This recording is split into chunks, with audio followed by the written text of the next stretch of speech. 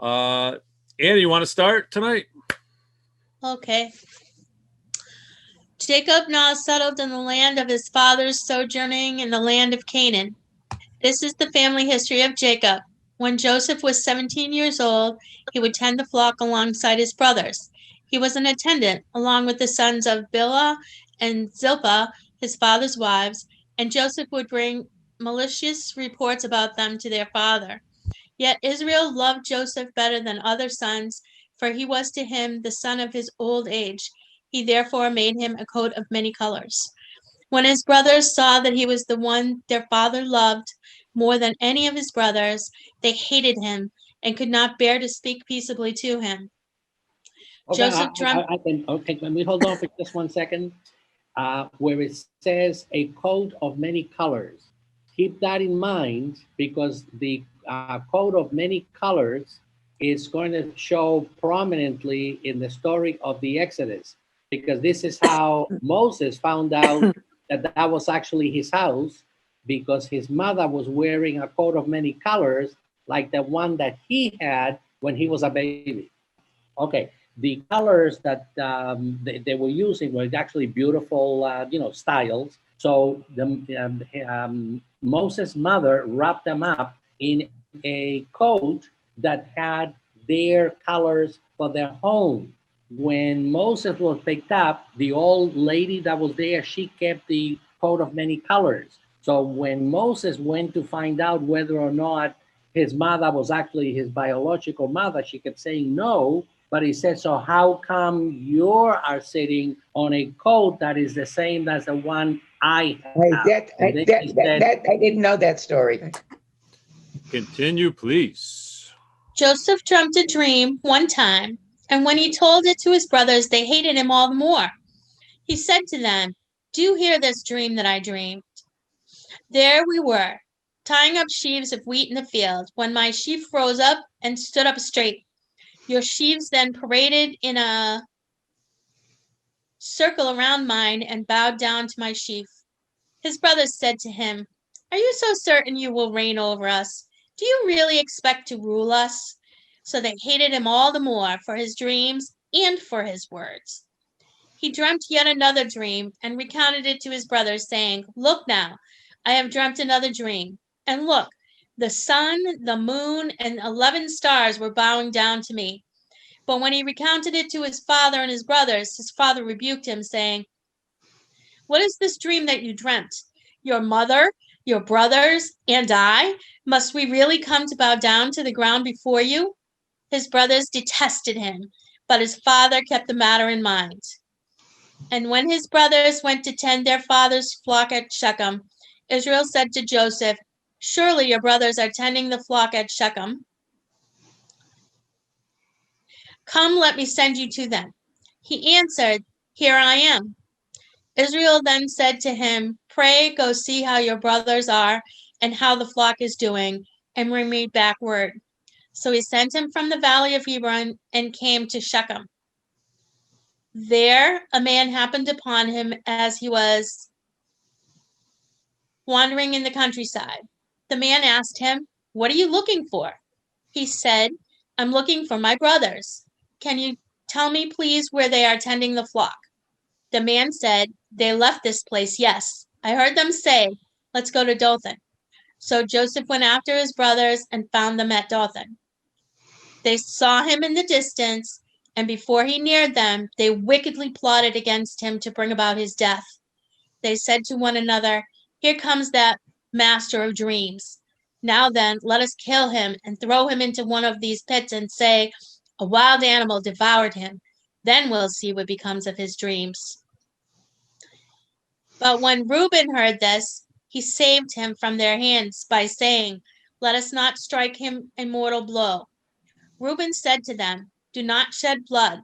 Throw him into this pit here in the wilderness, but do not lay a hand against him, in order to deliver him from their hands, to restore him to his father." So when Joseph came to his brothers, they stripped Joseph of his coat, the coat of many colors that he had on, and they took him and threw him into a pit. The pit was empty. There was no water in it. I just want to pause here for a second. So the coat is so important here, right? It's a vital part of the story. And why do you think Jacob put Joseph in this coat to begin with? Because it was a beautiful coat and Joseph was his favorite son. Right. Mm-hmm. And then also Because he was Rachel's son. Right. right. And do you think also it might have had to do with, like, if they're shepherds, right? This is their jobs. They go, Right. they're in the would it might have something to do with if his father wanted to find where Joseph was out there, he might be easier to spot. Ah, yeah. I never thought about that. It's something to think about. I'm just throwing it out there. Yeah. And then Reuben sort of saves Joseph here. Mhm. And why do you think it might be Reuben? Reuben's the oldest, right? Because I think he realized that it is a sin to raise your hand against your brother. Immortal sin. But he figured he'd die anyway. If you threw him in the pit, there was no water, he was going to die. Let God take care of it. Right. Or it also says that it sounded like Reuben was going to restore him to his father. He Bring was him back to. trying to bring him back, it looks like. I I think I thought like he was probably like they're all pretty young and like he's the oldest, so he's probably the wisest and he would know that how his father would react to not having him. You know, that he knew that his father would be really, really devastated if his son did not come back to him.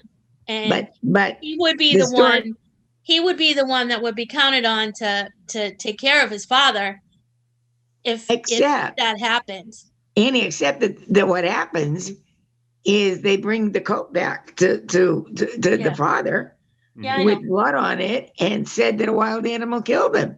Yeah, so I the know. father was devastated anyway. Right. Yeah, I know. Yeah, I know. I know the rest of the story, so I know. But right. So let's listen to the story. But I think Reuben might have had something to do. It might have. I'm only throwing this out there. Remember didn't Reuben lay down with one of Jacob's wives? Mm-hmm. Couple pair, maybe a couple chapters back. And I think maybe Reuben was trying to get back on Dad's good side. Like, hey, I know Joseph's the best guy. I know Joseph and Dad like each other. Maybe I'll try to bring him back. I don't know. Just a thought. Oh, what? Dr. Michael Zeischer. We have lost our Dr. Michael Zeischer. Now he's coming back. Anyway, okay, so let's find out. This is like my favorite Bible story of all time, so I love it. You like this one? I love it. I love Joseph. I love this guy. I like when Joseph. I like the end of Joseph, with the dreams and with Pharaoh in the jail. Yeah, but we're staying in the present. Keep on not going to the future. So yeah. Okay, Ruth. Do you want to take it from 25? Yeah, I'll take it. Thank you. Take it. They had sat down to eat when they looked up and saw a caravan of Ishmaelites traveling from Gilead. Their camels were loaded with laudanum, balm, and mastic. They were heading down to Egypt. Judah then said to his brothers, "How will it profit us if we kill our brother and cover up his blood? Let us rather sell him to the Ishmaelites. Then our hand will not be on him. After all, he is our brother, our own flesh, and his brothers heeded him." When the Midianite traders came through, they pulled Joseph up out of the pit. They sold Joseph for 20 pieces of silver to the Ishmaelites, who carried Joseph off to Egypt. Reuben went back to the pit, but Joseph was not there in the pit. He tore his clothes. Going back to his brothers, he said, "The boy is not there. Where am I to go?" So they slaughtered a goat, took Joseph's coat, and dipped the coat in the blood. They carried the coat of many colors and brought it to their father. They said, "We found this. Do you recognize it? Is it your son's coat?" He recognized it, saying, "My son's coat. A wild animal has devoured him. Joseph has been ripped to shreds." Then Jacob tore his clothes, put sackcloth on his loins, and mourned his son many days. His sons and daughters endeavored to console him, but he wait a minute, he refused to be consoled, saying, no, in mourning shall I go down to my son to Sheol. Thus did his father bewail him. Okay, Meanwhile, the Midianites. Michael, if we can stop it here for a second. Yeah. If you can make me your host for just a second, I'm going to show you a picture. All right. Do you remember from the picture? Picture that is gorgeous. There is the coat of many colors. Oh my. Actually, only 2 colors. Okay, actually 3. You Okay. got red, crimson. You got white, and you got black. Mm. Wow. Okay, and notice that the mother who is there's a coat on the left hand side, near the table. Yeah. So what Moses was saying is, there is the color of my family. Mm. This is the style. So how come I have the same color that you have? This must be my house. Yeah. Mm. Okay, and then once that happened, the mother didn't say anything, but his brother said, I am your brother, and this is your sister Miriam. Remember the story? Yeah, I remember. Yeah, I remember Okay. that happened. Yes. All right, so I'm going to stop share, and Michael, if I'm correct, I need to make you host. This is high tech, but that's the coat of many colors. Awesome. Where did I leave off? 36. 36. Okay. Meanwhile, the Midianites sold him to Egypt to Potiphar, one of Pharaoh's officers, captain of the guard. Around that time, Judah parted from his brothers and fell in with an Adullamite named Hira. There, Judah saw the daughter of a Canaanite named Shua. He took her to wife and coupled with her. She became pregnant and bore a son, and he named him Again, she became pregnant and bore a son. She named him Onan. Yet again, she became pregnant and bore a son, and she named him Shelah. When she gave birth to him, Judah, was in Chezib. Judah now took a wife for his firstborn. Her name was Tamar. But Judah's firstborn, was wicked in the sight of the Eternal, and the Eternal brought about his death. Oh, But they don't tell you how, though. Yeah. Judah No. then said to Onan, couple with your brother's widow, unite with her, and raise up offspring for your brother. But Onan knew that the offspring would not be his, or whenever he coupled with his brother's wife, he would waste his seed on the ground in order not to produce offspring for his brother. What he did was wicked in the sight of the Eternal, who brought about his death as well. Judah then Yeah. said to his daughter-in-law Tamar, stay as a widow in your father's house until my son Shelah grows up, he thought, lest he too die like his brothers. So Tamar went and stayed in her father's house. Time passed, and Shua, daughter Judah's wife, died, and after Judah was consoled, he went up to his sheep shearers, he and his friend Hira, the Adullamite, toward Timnah.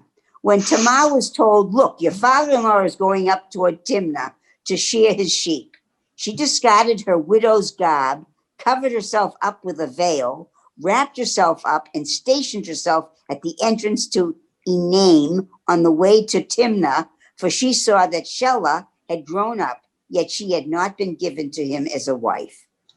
When Judah saw her, he took her for a prostitute, for she had covered her face. So he turned toward her on the road and said, pray, let me couple with you. He was not aware that she was his daughter-in-law, and she said, what will you give me to couple with me? He replied, I will send you a kid from the flock. But she said, only if you give me a pledge until you send it. He asked, what sort of pledge should I give you? She then said, your signal seal, your cord, and the staff in your hand. Whoops.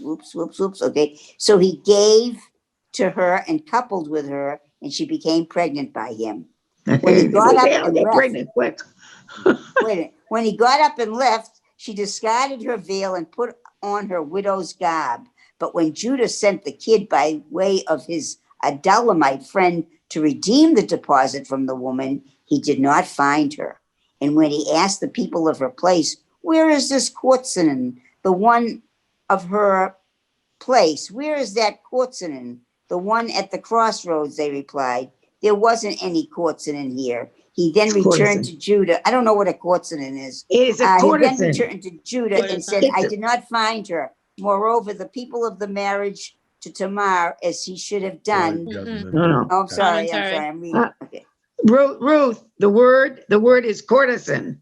It's a synonym for prostitute. Oh, I didn't know. I'm sorry. Yeah. Okay, I learned a new word tonight. Thank you. Okay. Okay. Moreover, the people of the place said there never had been a courtesan here.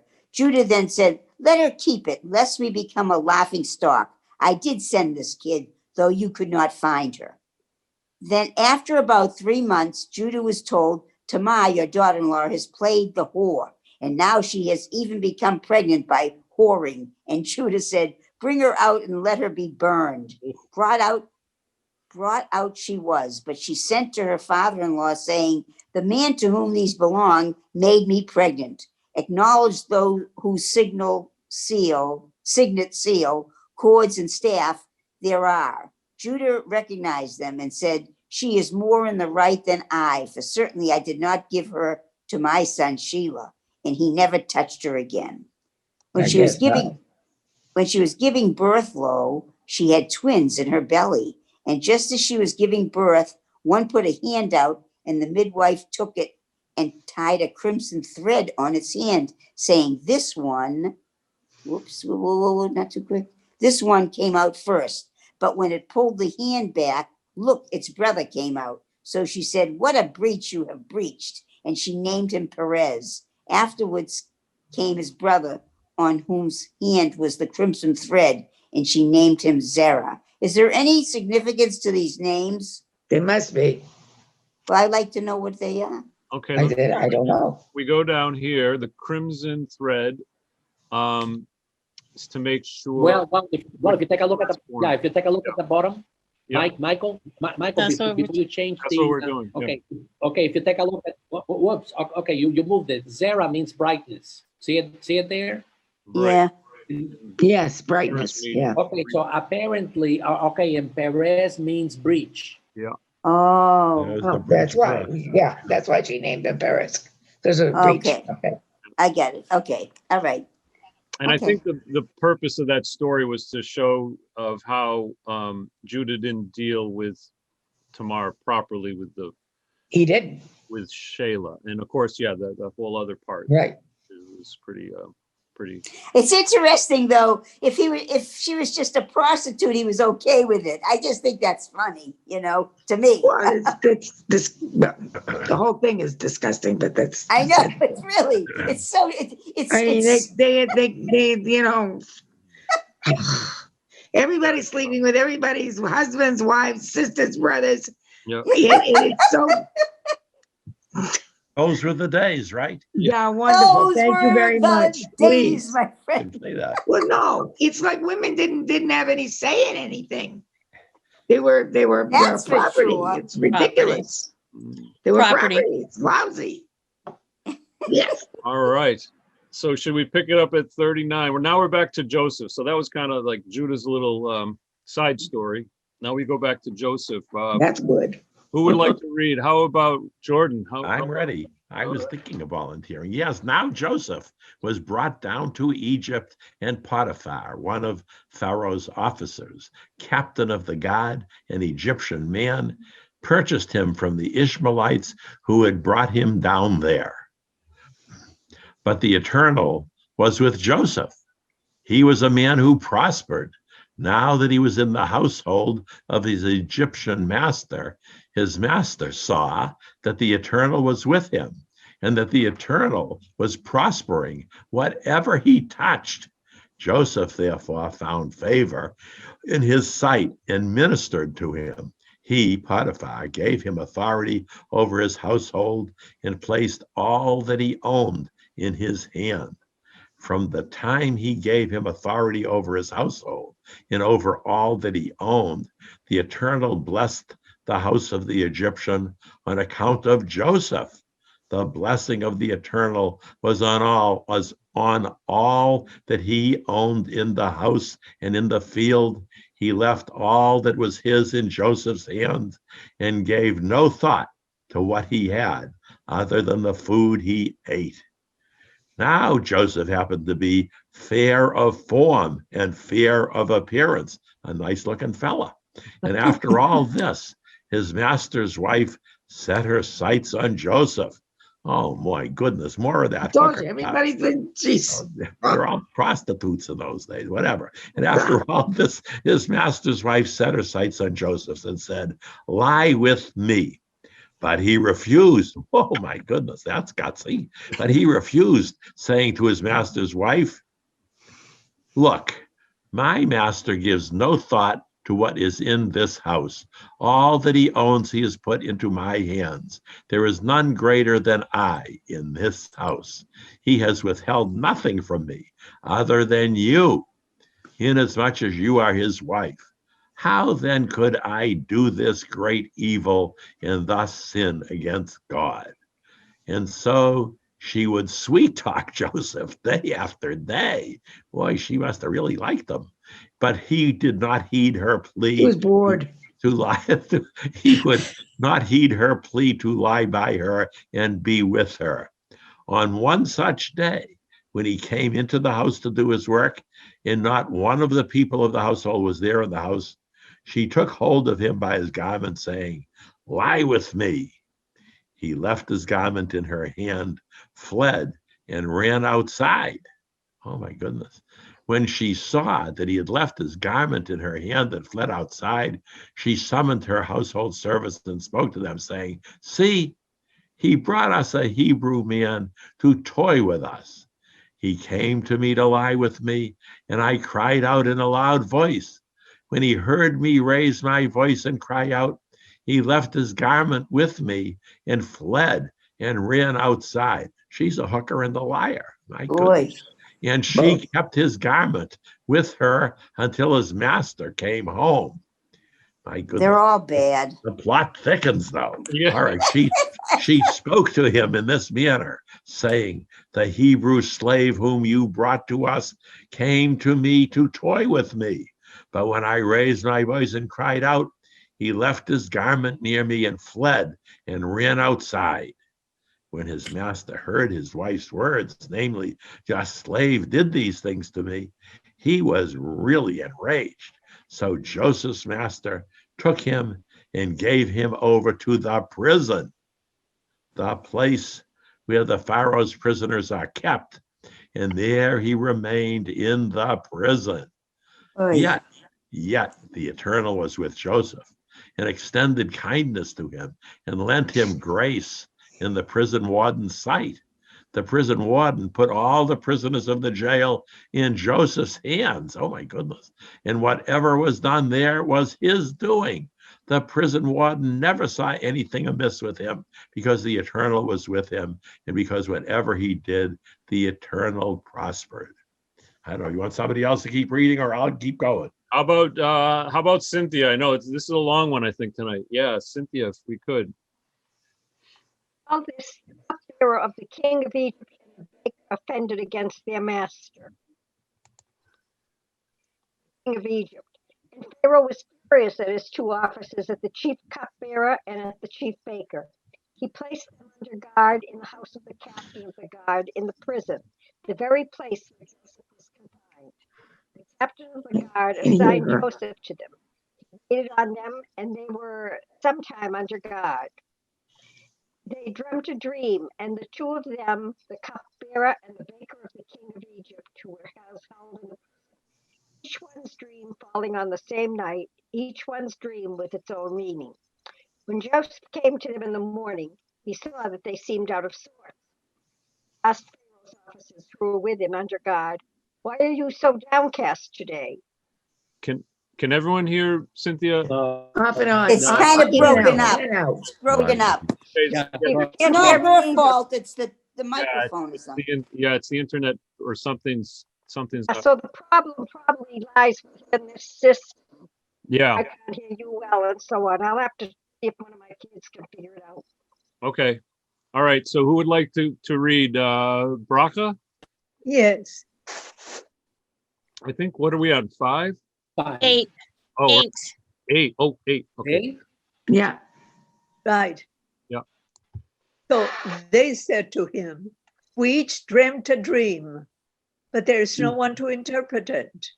Joseph then said to them, surely interpretations are in God's domain, but go ahead and tell them to me.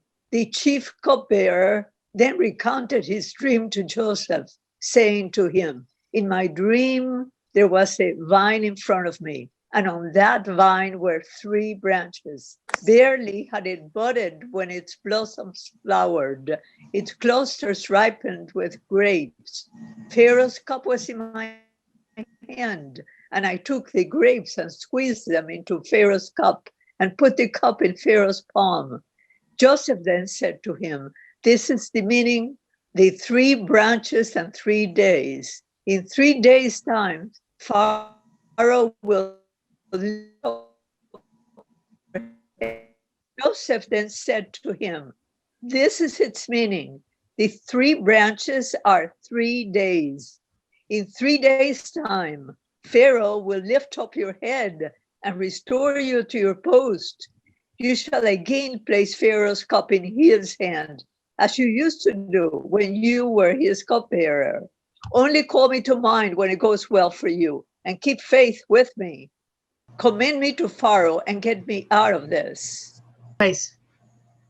Out of this place, for I was stolen from the land of the Hebrews, and here too I did not think that they consigned me to this pit. When the chief baker saw how well he had interpreted, he said to Joseph, in my dream too, look, there were 3 baskets of bread on my head, and in the topmost basket was every kind of food for Pharaoh, baked goods and birds eating them from the basket on my head. Joseph then responded, saying, this is the meaning. The 3 baskets are 3 days. In 3 days' time, Pharaoh will lift your head from your body and hang you on a pole, and birds will eat your flesh from upon you. The 3rd day was Pharaoh's birthday, and he gave a feast to all his officials. He singled out the chief cupbearer and the chief baker among his officials. He restored the chief cupbearer to his office. Again, he placed the cup in Pharaoh's palm. The chief baker he hanged, as Joseph had interpreted for them. But the chief cupbearer did not remember Joseph. Instead, he forgot him. Of course he did. I know, poor Joseph. I feel bad. I mean, that's the only time we hear Joseph complain, right? Was right around here for I was stolen from the land. Get me out of prison. Yeah, and just, and I think that's important because when he comes out of prison, well, let's just keep going. I don't think we hear another bad word out of Joseph's mouth. I don't think we do. But that's just, we need to raise this. Yeah, okay. And is that it? Was that it for tonight? Yeah, Oh, That's it. that's it. That's it. Oh, I thought it was a lot longer. Okay, so No, because there's a second part that goes next week. You get the second part of it All right. when he gets out of prison and the whole thing.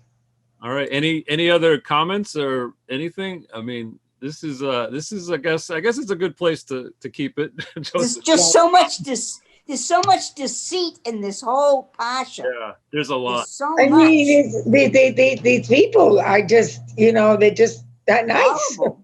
Yeah. And Potiphar's deceitful. wife is just not a nice person. Mhm. No. But, well, you'll find later on. But I mean, it's just, well, And Michael, I think that if we go to Shakespeare, Mhm. I believe, or a lot of people think that he took the example that we had of Potiphar's wife and how she blamed Joseph for it. Remember, he said, there ain't no fury in hell like a scorned like a woman scorned. like a woman. Yeah. Oh, yeah. I think that he got it from there. Probably. Uh-huh. Yes, he did a lot of stuff from the Bible. Yeah. Yeah, he And did. Mark Twain, and I think it was in Huckleberry Finn, Mark Twain took that whole coat of many colors where he dips the coat in to make it look like someone died. I think Huckleberry Finn does the same thing to make it look like he himself died. Somebody died. Yeah, they rip up the thing and Oh. when I read Dolly that, Parton has a song called "The Coat of Many Colors." that's right. Yeah, Dolly Parton, but hers was a very more uplifting one. It certainly is. Now, the other thing was what do you think of the brothers when they want to kill Joseph? Oh my gosh, what's going on? These are the They're 12. very jealous of him. Yeah. They're very jealous of his of how their father feels about him. Plus the fact that Joseph has been walking around lording it over them. Yeah. And he's the youngest. And he keeps telling them, well, you're all going to bow down to me because I'm more important than you are. Right. Right. And they resented that. They really didn't like that. Yeah, I mean, Joseph had his own finally got on their mishigas nerves. too. Yeah. And that's why they got mad at him. Right. Yeah. But they allowed Well, see, themselves to be between controlled siblings by isn't their that hatred. unusual, but they took it Yes, they to did. the nth degree. They allowed that to They happen. lived in fear for all those years, you know. That's right, they did. In this Okay, but portion, now I agree. when the Jacob says that there was famine, he saw that there was food in Egypt, and he said to his sons, "Why do you look at each other?" When there's, in other words, it's like they were standing around, like afraid to go down there for the possibility, like in the back of their mind, it had to be there. So for all that time until they threw him in the pit, until they ended up reconciling, they lived in that fear, and they were controlled by the hatred. And then later, even when Jacob dies, they're still afraid that now that he's dead, now he's going to kill us. So they were governed by and controlled by fear and hatred of Joseph for a hunk of their lives. Yeah. I heard something very well. I'm sorry, Cynthia, did you want to add something to that? Oh, I had just said that amongst the brothers and Joseph, jealousy among brothers and sisters is not unusual. They just took it to the nth degree. Right. Yeah. And I heard a really interesting point just recently by a Chabad rabbi, my Chabad friends again. And he said that they might have thought that, do you remember? Okay, so the line goes from Abraham to Isaac to Jacob. And there's always, after Abraham has other sons, Ishmael and all those others, the other ones from not Sarah, but the other wife. And then we have Isaac, and Isaac has Jacob and Esau. And then Jacob has 12 sons and one daughter. And he was saying how it goes Abraham to one son, Isaac, to another one son, Jacob, so that there's a linear line. And that he was saying that the other sons might have thought that Jacob was just going to give everything to Joseph. And not to them? Okay. Yeah. So that was a thought. Right. Yeah. That's a possibility, certainly. I never heard of that. And the Well, other, since he was certainly the favorite, he certainly could have. so what were you going to say, Dr. Michael? Oh, you were going to mention something? All right, but again, theoretically, the inheritance goes to the firstborn male, That's Reuben. and it would have been Reuben. Mm-hmm. And it didn't matter the wife, yeah. It should have been Reuben, and that was number one. If you remember, Benjamin was number 12. Yes. He's the baby. Yeah. Benjamin was the youngest. Yeah. He was the youngest. And was Joseph number 11? Was he 11? Yeah. Yeah. 11. Yeah. So that's really interesting. The other thought I had too is that, do you remember the whole wrestling? So Jacob and Esau, right? Those two, there's two different, very different personalities, right? And I feel like, and I brought this up last week, it's like, I feel like we all have a part of Jacob and we all have a part of Esau. And I feel like, and this was also from the Chabad, is that we have to kind of relegate that Esau tendency, and to do it, we allow Jacob to control that Esau fire, as it were. And Very Freudian. yeah, so when Jacob, Jacob, it's obvious that Jacob loves Rachel, and so there's that line of that Jacob kind of love, and then when he has Joseph, it's that same sort of, it seems to me, that same sort of energy or that same sort of spirit that comes through Jacob, Rachel, and then Rachel's first son, Joseph. And I think that's probably that connection that probably Jacob feels, is because the other guys, right? If you remember the whole rape of Dinah and what the other guys did and how unhappy. Their father was furious with them. Yes. He was very angry at them. And he was because it was a bit of overkill. I would say that's just my opinion. I think it was. Yeah. And then you think about, like, I remember the line from last week that it said that after that whole episode of them killing all the men in the village and taking and plundering and everything, it's still the Torah does say that God was with Jacob and his sons after that event. Let's just say, let's just call it an event. And so, and what would I'm just trying to think now, what would the sons think if they, they must have thought of themselves as pretty like bad dudes, right? I want to say badasses, but they must have felt like they were like the bad dudes because no one's gonna mess with us. And they were revenging their sister. They really thought that their sister had been raped, and they were revenging the sister. Right. And in a way, I think, were they using their Jacob energy or their Esau energy at that point, do you think? It might have been. Esau, obviously. I think it was. And so so they're still in that Esau mode, I think, when they get to when they have to deal with Joseph, they're like, you know what? I feel like there's nothing really stopping them until the end of the Joseph story, which we'll get to next week. But anyway, it's just interesting stuff. That's very interesting. Yeah, it's fascinating stuff. This has been beautiful. I love Genesis is one of my favorite books in all of the Bible. Really? There's so much. And Michael, I think that we should point out one more time. I think we've said it before. We should point out one more time. The characters in the Bible are very human. Mm-hmm. Oh, they sure are. They are not perfect.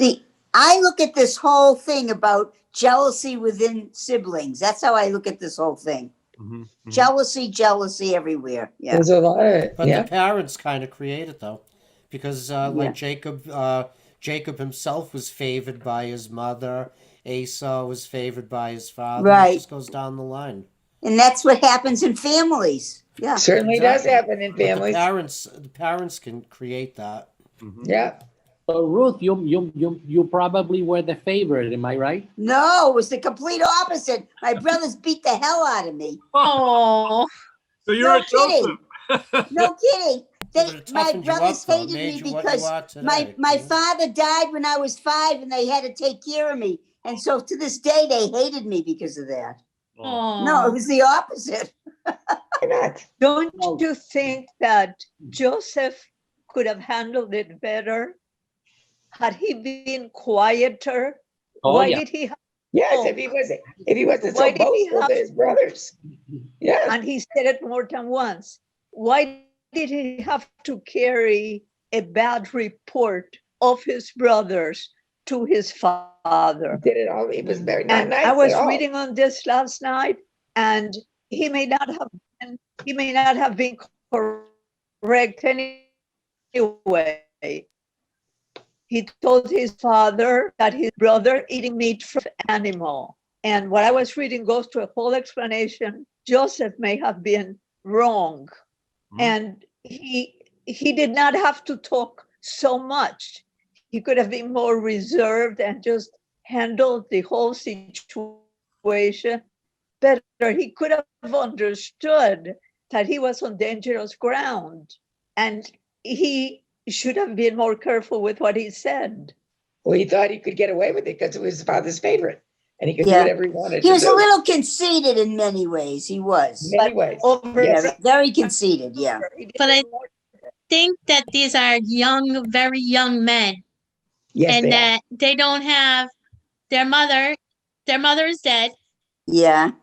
So they're not learning how to treat each other and to be respectful of each other and to be kind to each other, because they don't have that role model that they would normally have.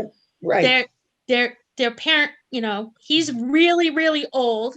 So he's probably like we would consider like a grandparent, you know, kind of doting on one or the other. And then the rest are just kind of young men with young men energy and young men, you know, fierceness and that kind of Testosterone. thing. Right. And nobody to say, you know, Don't do that. eat Right. your vegetables, do your homework. And No, you know what I it's mean? true. Like there's like an element Right, Annie. Right. of compassion that you learn from the female side of it, and there isn't any female Right. side of it. There's Right. Dina, You who's a need the two victim. parents. Sometimes you Dina, really Very do. Yeah. insightful. Dina's the only one that's there, and she's a victim. So Yeah. she's going to have victim And mentality. Leah She's was not about, going to be and teaching Rachel them was about. kindness and compassion. She's going to be teaching them She fear. didn't have anybody to teach her anything. Right. I think it's a lot of it is that they had to learn how to be. I think that's maybe why Ruben tries so hard, is because he's a little bit older and he Tries might to have be, learned yeah. a few more things, and he might be able to have a little bit of that he's getting into his brain. Because Yeah. let's just face it, young men take their brains out, put them on the stoop for a few years, right? I mean, Yeah. like, just do stupid Yeah. stuff, right? Girls are Yes. mean, you know, girls are mean, boys are dumb, you know, like when they're They're killing each other, though. right. I like mean, I have a like, friend of mine who says, yeah, the men. having worked men- with teens for a my long friend says they time, have a that's stupid the gene. way it goes. That's just the way it goes. And you have to love them through that. And you have to, like, I love working with people that are teenagers and that kind of thing. I love working with that age group, but like, you have to know that that's a reality, and you have to deal with that, and Yeah. to you know, So my make sure friend that Evelyn you're says that men have a stupid careful and gene. you don't let it go too far. You're great with it, Annie. I watch you. You're fabulous. You're terrific. I love how you are with the people you work with. Because she's very compassionate. She's terrific. I Just watch like her you have all the such time. compassion. She's terrific. She's great. Hey, Annie, would you like to go to Florida? Sure. Go to the temple and give instructions, right? Sorry. That would be nice. Great. Well, thanks again, everyone. Okay, All guys. right. It's Have a good. wonderful evening. Have a good We'll week. meet again. Happy Hanukkah, everybody. Oh, yeah. Happy Hanukkah. Oh yeah, happy Hanukkah on Thursday, right? Thursday night. Yeah. Thursday night's the first candle. Bless. Yeah. Bless. Laila Tov. Lila Tov.